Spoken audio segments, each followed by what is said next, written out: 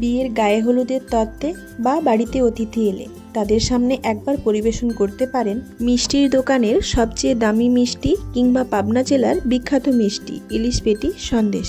এতদিন যে মিষ্টি দোকানে সাজানো অবস্থায় দেখেছি, আজ তাই খুব সহজে আপনাদের সাথে শেয়ার করব। কড়াইতে প্রথমে দুধ দেওয়ার আগে প্রথমে কিছুটা পরিমাণ জল দিয়ে দেব, তাতে দুধটা কড়াইতে লেগে যাওয়ার সম্ভাবনা কম থাকে। আমি এখানে 1 লিটার পরিমাণে দুধ নিয়েছি। এবার গ্যাসের ফ্লেমটাকে হাই রেখে এটাকে ফুটে যাওয়া পর্যন্ত আমি অপেক্ষা করছি। দুধটা ফুটে উঠলেই একটা স্প্যাচুলার মাধ্যমে আমি এটাকে অনবরত নাড়তে থাকবো। এইভাবে নাড়াতে নাড়াতে যখনই দেখবেন দুধটা প্রায় অর্ধেক পরিমাণে হয়ে এসেছে, তখন দিয়ে দিলাম প্রায় 1/3 কাপ পাউডার মিল্ক। আর একই রকম ভাবে স্প্যাচুলা দিয়ে খুব ভালোভাবে এটাকে মিক্স করে নিতে হবে। তার সাথে 1 টেবিল চামচ ঘি দিয়ে দিলাম। তারপর আবারও খুব ভালোভাবে এটাকে মিক্সড করে নিতে হবে। আমি এখানে 1/2 কাপ চিনি দিয়ে দিয়েছি, আপনারা আপনাদের স্বাদ মতো চিনিটা আরেকটু পরিমাণে বাড়াতে পারেন।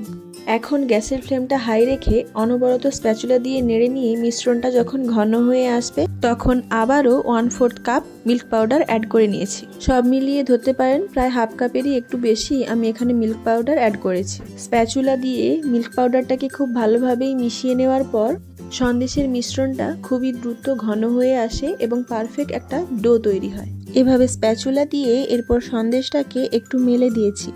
ঠান্ডা হওয়ার জন্য এভাবেই 5 থেকে 10 মিনিট রেখে দেব। ঠান্ডা হয়ে গেলে হাতে সামান্য ঘি লাগিয়ে এখন মিশ্রণটাকে খুব ভালোভাবে আমি মেখে নেব।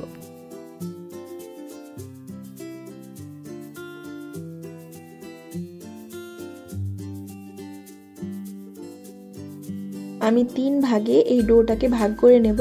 তার জন্য প্রথমে আমি একটা ছোট্ট অংশ ভাগ করে নিয়েছি, তারপর সমান ভাগে 2 অংশ ভাগ করে নিয়েছি। তারপর ছোট অংশে আমি কিছুটা পরিমাণে ইয়েলো ফুড কালার অ্যাড করে দিয়েছি। এরপর হাতের সাহায্যে ওই হলুদ অংশটাকে একটু লম্বাটে শেপ দিয়ে নিচ্ছি। এখন আমি যে দুটো অংশ আলাদা করে রেখেছিলাম সেটাকে এভাবেই হাতের সাহায্যে রোল করে নেব। একই রকম সমানভাবেই দুটো অংশ রোল করে নেওয়ার পর এখন বুড়ো আঙুলের সাহায্যে আমি একটা অংশে ট্যাপ করে নেব। তবে এই সময় আমাদের একটু ধৈর্য ধরে সময় নিয়ে করতে হবে, তা না হলে অনেক সময়ই নষ্ট হয়ে যাওয়ার চান্স থাকে।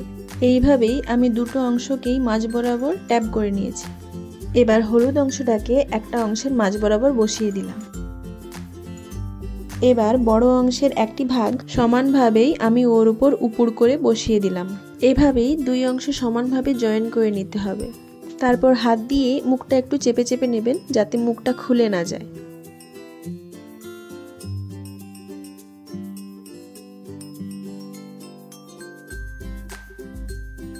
তারপর এভাবেই আমি প্লাস্টিক দিয়ে মুড়িয়ে রেখেছিলাম 6 থেকে 7 ঘন্টা। 7 ঘন্টা পর আমি এটাকে খুলে আপনাদের সামনে কেটে দেখাবো। এটাকে আপনার ফ্রিজে রাখার কোনো দরকার নেই, রুম টেম্পারেচারেই আপনার অনেকটা এটা শক্ত হয়ে যাবে। আমি এখানে কোনো ছুরি ব্যবহার করছি না, একটা সরু সুতোর সাহায্যেই মিষ্টিটা ভালোভাবে কেটে দেখাচ্ছি। এভাবেই সুতোটাকে উপরের দিকে পেঁচিয়ে নিয়ে 2 পাশের মাথা ধরে টানলেই খুব ইজিলি এটা কেটে যায়।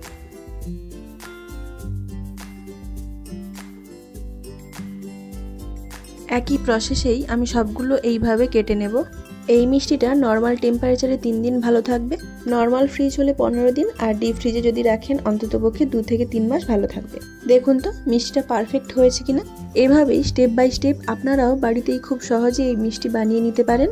তাহলে ভিডিওটা কেমন লাগলো প্লিজ কমেন্টের মাধ্যমে জানাবেন। আর ভালো লাগলে লাইক, কমেন্ট, শেয়ার, সাবস্ক্রাইব করবেন এবং ফেসবুক থেকে দেখে থাকলে পেজটি ফলো করার অনুরোধ রইল। আজকের ভিডিওটা এই পর্যন্তই, দেখা হচ্ছে পরবর্তী ভিডিওতে।